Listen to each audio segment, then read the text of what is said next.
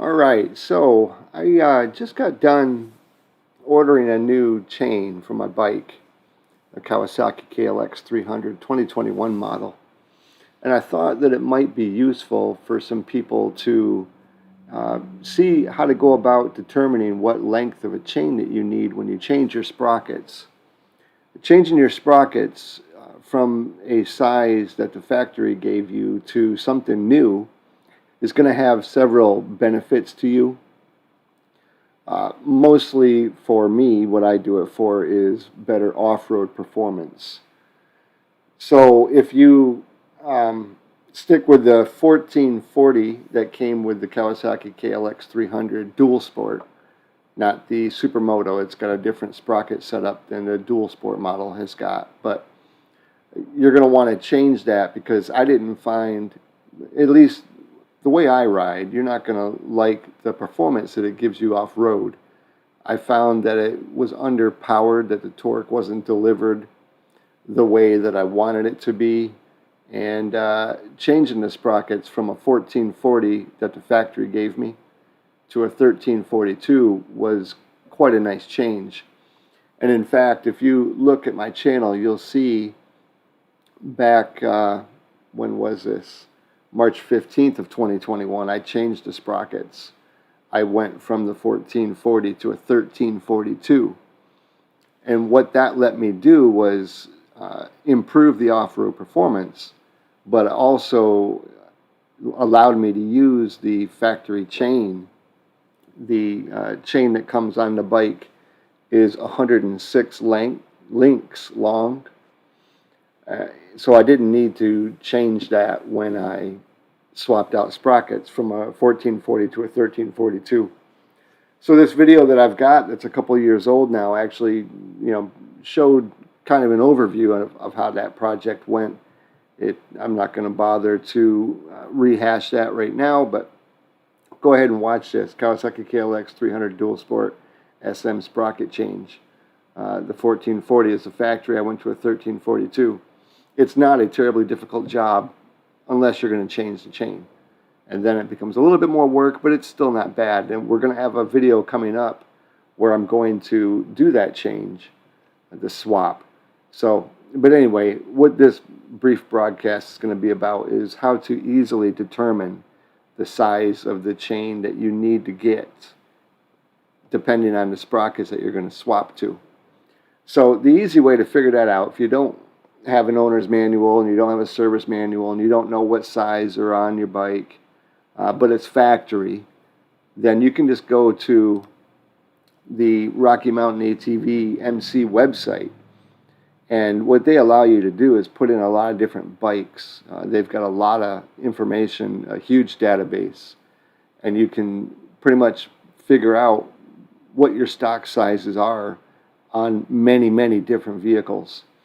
So I, as you see here, have the 2021 Kawasaki KLX300 put into the page, and it's showing me in the top portion here. If you don't see this when you go to their page, it probably says show stock sizes.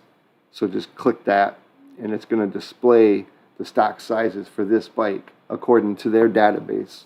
And their database is usually always very accurate. I've never had a problem with that. So you'll see when you go down the left-hand side here, the chain is a 520 pitch with 106 links.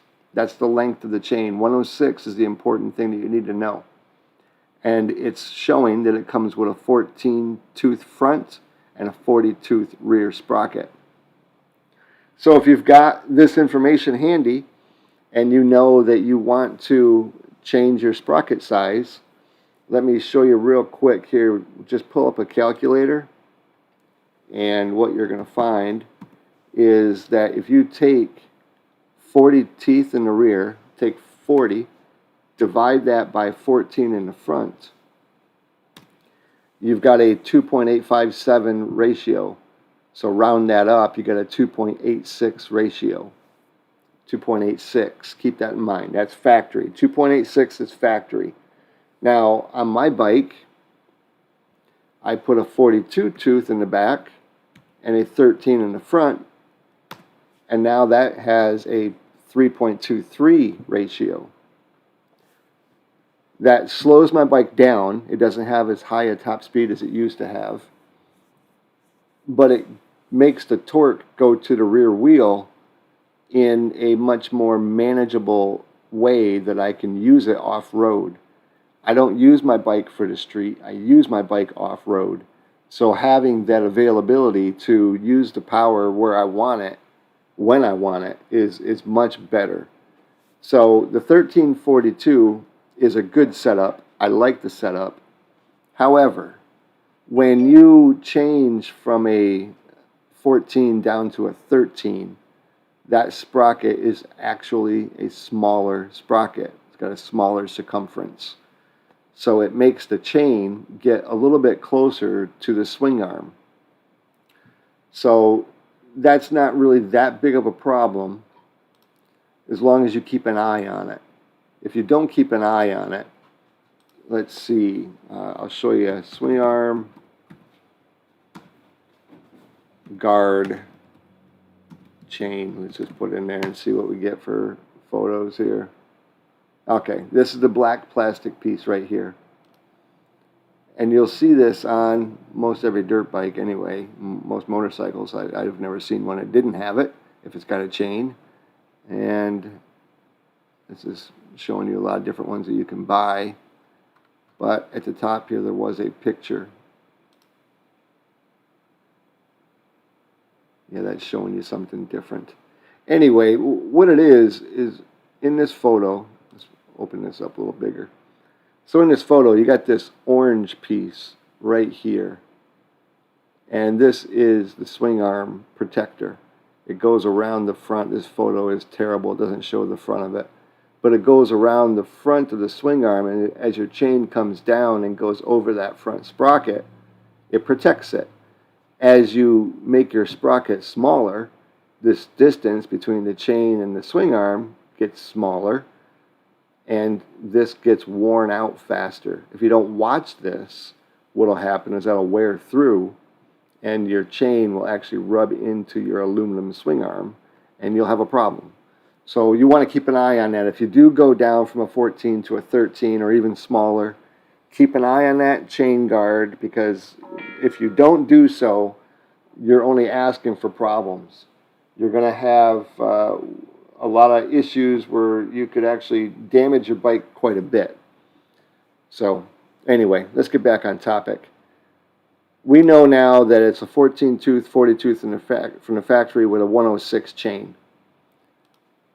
Go to sprocketcalculator.com, and what you're going to see here, I've already put these numbers in. This website says that a 14 tooth front and a 40 tooth rear equates to a 106 links chain. That's accurate based on this website right here. So perfect. Now, I've got a 14 tooth brand new and a 46 tooth brand new, which you can order these parts from Rocky Mountain ATV. These people don't sponsor me at all. I'm nobody to them. I just buy some stuff once in a while, and that's about it. So that tells me now that it wants 113 links in the chain. So that's the chain I need to order. I need to order at least a 113. I don't know what they've got for lengths other than what I purchased. I know they had a 114, and I ended up buying a 116. Just to be on the safe side, I got to cut a link out anyway, so 1 link, 4 links, whatever, it doesn't really matter. So this website also tells you what your ratios are. What I do with the calculator here is in this nice little chart down here. The blue line shows 1440 as a 2.86 ratio. And remember, all that is taking 40 divided by 14, and you get 2.86 if you round up. So 2.86 is accurate. Going to a 1446 is going to give me a 3.29, a 13% increase in torque, or the way that that torque is delivered, and a 13% decrease in top speed. That's going to be a decrease throughout your entire speed range. So if you're going, let's just do this math real quick. If you're going 100, it's going to be 13% less, which is what, 87 miles an hour. 100 minus 13%, if my math is correct. 87 miles an hour. Now, if you're going 55 and you minus that 13%, you're really going 48 miles an hour. So keep that in mind. Your speedometer is going to be off. It's still going to show, I think the Kawasaki is electronically controlled.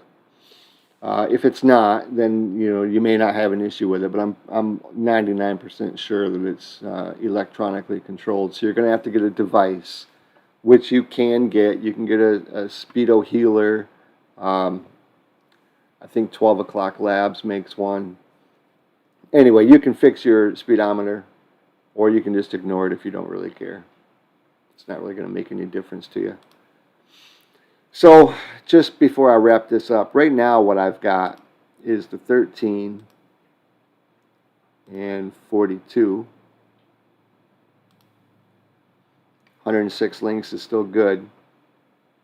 So right now I've got a 3.23 ratio, and going to a 1446 is going to bump me up to a 3.29. That's not going to be that much of a difference. 1.7% increase in torque and a 1.7% decrease in top speed.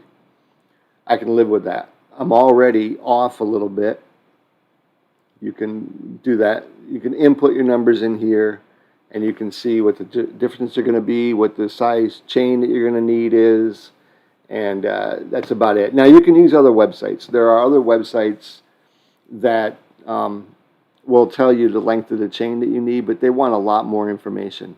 This sprockets calculator.com website, I've used this one before several times, and it's never failed me.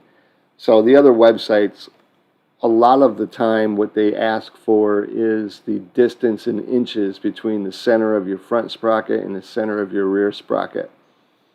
And you can go out and you can measure that, but I find that I don't really need to do that. Just knowing the sprocket sizes will tell me the length of the chain that I need. So that's my recommendation for you. That's how I would go about doing it. Then you could go over to Kawasaki or the Rocky Mountain ATV website, and you can order up all your parts. And that's about it. The prices here are usually very reasonable, very competitive. They offer free shipping if you order $75 at least. So you see at the top of the screen here, free shipping on orders over $75. Their shipping is very quick. UPS, I believe it always comes, maybe it's FedEx, but it gets here fast, and I've never had an issue with it. They've always been a very reliable company. So anyway, that's it. Look forward to the video that's going to be coming out when I get the chain, and we will do the installation. In the meantime, you can go see when I did it the first time by watching this video here. The Kawasaki KLX Dual Sport SM sprocket change, 1440 to 1342. Super easy. It was super easy. And that's it. I look forward to seeing you in the comment section below. And when I get this video pumped out, we'll talk about it then. If you got any problems with your installation and need some advice or have a critique about how I do mine, everything's welcome. And subscribe. Like and subscribe. Leave a comment below. I've never done one of these streams before. Never shared my screen on my computer. I don't do any of this stuff. So hopefully this has been helpful to you. And I look forward to talking to you again soon. Okay? Thanks for watching. Peace out.